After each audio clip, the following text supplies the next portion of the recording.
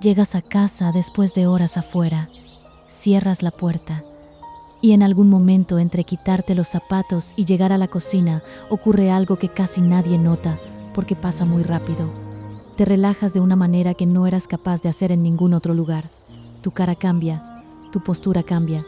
Quizás pones una música que jamás pondrías si hubiera alguien más en el cuarto. Quizás hablas solo. Quizás haces un gesto ridículo o te ríes de algo que no le explicarías a nadie porque no vale la pena intentarlo. Y ahí estás tú, otro tú, uno que no salió contigo esta mañana. Hola. Bienvenidos a la zona mental. Hay un fenómeno que casi nadie se detiene a examinar porque es demasiado cotidiano para parecer importante. Se llama de muchas formas dependiendo del campo que lo estudie, pero lo que realmente es, en términos simples, es esto. La persona que eres cuando no hay nadie mirando no es igual a la persona que eres cuando sí hay alguien. Y eso no es hipocresía, no es máscara, no es falta de autenticidad. Es algo mucho más interesante que todo eso. Y cuando entiendas qué es exactamente, vas a ver algo en ti mismo que no vas a poder no ver. Empecemos por algo concreto. Piensa en la última vez que estuviste completamente solo durante un rato largo. No solo físicamente solo, sino realmente solo, sin esperar que alguien llegara en 20 minutos, sin el teléfono en la mano con conversaciones abiertas. Esa soledad real, completa. ¿Qué hacías? ¿Cómo te movías por el espacio? ¿Qué música? ¿Qué programa? ¿Qué silencio elegiste? Y ahora pregúntate si habrías hecho exactamente lo mismo si hubiera habido alguien más en casa. La respuesta casi siempre es no. Y la diferencia no es pequeña, es en el tipo de humor, en el ritmo, en las opiniones que te permites tener. Hay personas que cantan en casa y no cantan en ningún otro lugar. Personas que comen de una manera en solitario y de otra manera frente a alguien. Personas que tienen un sentido del humor privado completamente distinto al que muestran en público, más oscuro o más tonto o más tranquilo, dependiendo de quién seas. Personas que en soledad piensan en voz alta y tienen conversaciones consigo mismas que nunca tendrían delante de nadie. Esa versión existe, la conoces, la vives cada vez que te quedas solo el tiempo suficiente. Lo que probablemente no sabes es por qué aparece y por qué desaparece tan rápido en cuanto hay alguien mirando. El sociólogo Erving Goffman pasó décadas estudiando cómo se comportan las personas en sociedad y llegó a una conclusión que incomoda un poco cuando la entiendes de verdad.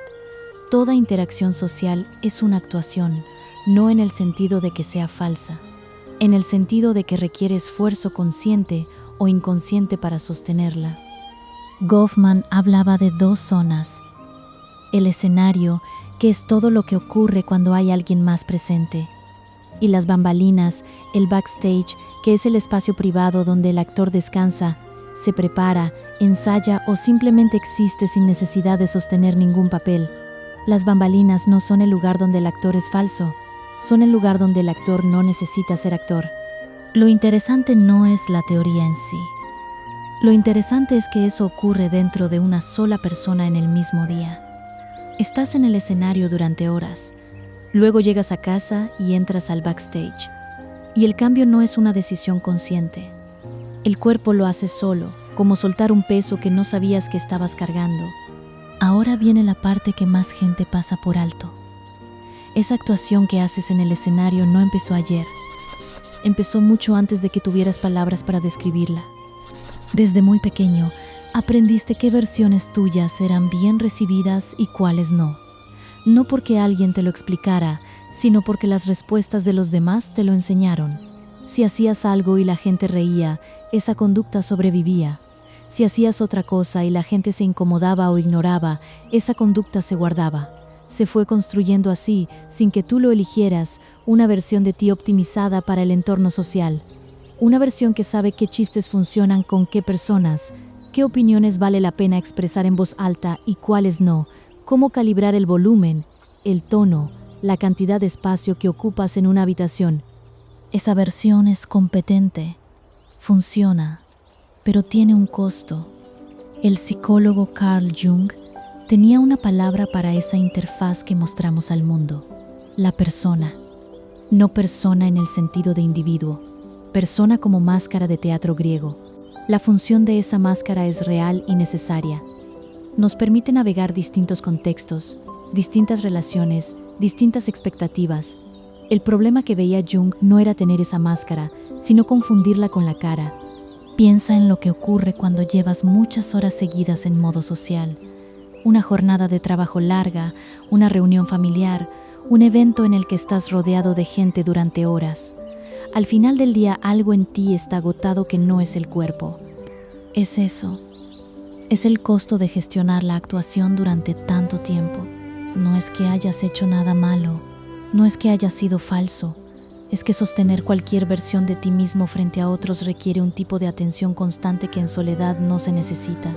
Estás monitoreando, ajustando, calculando incluso sin darte cuenta. ¿Cómo suenas? ¿Cómo te ven? Si lo que estás a punto de decir va a encajar o no en el contexto. Si tu cara está haciendo lo que debería estar haciendo. Hay un dato que Goffman documentó en sus estudios y que resulta un poco perturbador cuando lo piensas. Para parecer genuinamente relajado en una interacción social, muchas personas tienen que esforzarse activamente. Para sonar natural hay que preparar la naturalidad. Para parecer espontáneo hay que calcular la espontaneidad. El alumno que quiere parecer muy atento, con los ojos fijos en el maestro, a veces se concentra tanto en parecer atento que deja de escuchar. La versión de ti que solo existe cuando estás solo es, entre otras cosas, la versión que no necesita calcular nada de eso. Aquí es donde la mayoría de las reflexiones sobre este tema se equivocan de dirección. La conclusión habitual es que el yo privado es el real y el yo social es el falso, que deberías ser más auténtico, que estás usando una máscara y que la máscara te está alejando de quien eres de verdad, que hay algo que corregir. Esa lectura es cómoda pero inexacta. La versión de ti que eres cuando estás solo no es más real que la versión que eres con otros. Es menos costosa. Hay una diferencia importante entre esas dos cosas. Cuando estás solo, tienes acceso a partes de ti que no llevas al espacio social porque no caben, no encajan, no son necesarias, o simplemente porque sacarlas afuera requiere traducirlas y esa traducción les quita algo.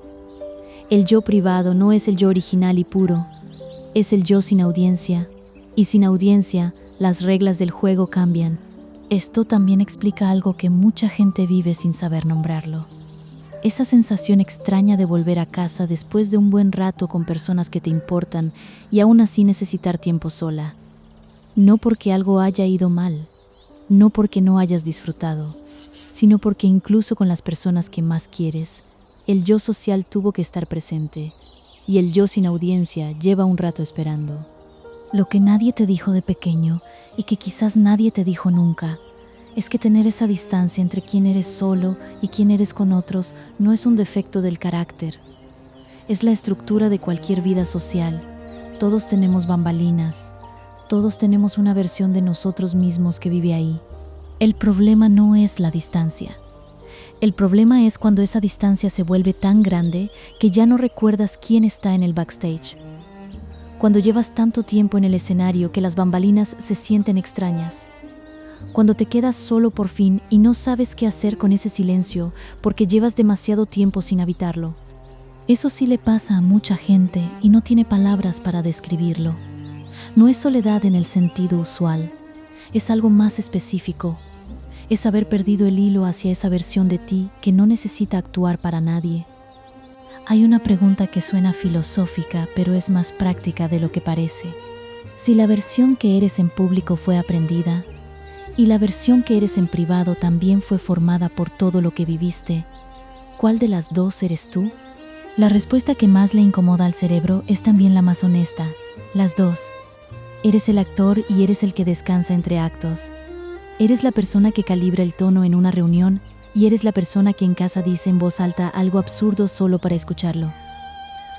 Eres el que guarda ciertas opiniones porque sabe que no vale la pena y el que en soledad las piensa con toda su fuerza. No hay un yo verdadero esperando ser liberado debajo de todos los demás. Hay un yo que es la suma de todos esos contextos. Uno que en algunos espacios puede permitirse ser menos costoso.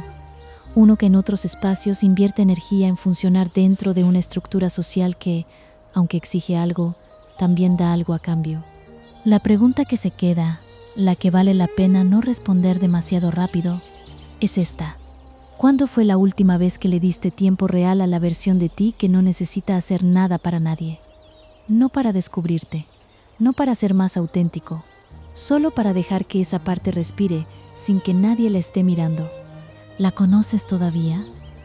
Antes de cerrar el video, tengo curiosidad por algo. Hay una diferencia entre la persona que eres solo y la que eres con otros que nadie más suele ver. Algo que cambias o que aparece solo cuando no hay audiencia. Si te animas, cuéntalo en los comentarios, no el detalle más profundo. Basta con el primero que te vino a la mente mientras veías esto. Si algo de esto resonó contigo, dale like, que eso nos dice que vamos por buen camino. Compártelo con alguien que también se hace demasiadas preguntas. Y suscríbete a La Zona Mental, porque aquí siempre hay algo nuevo que entender sobre ti mismo.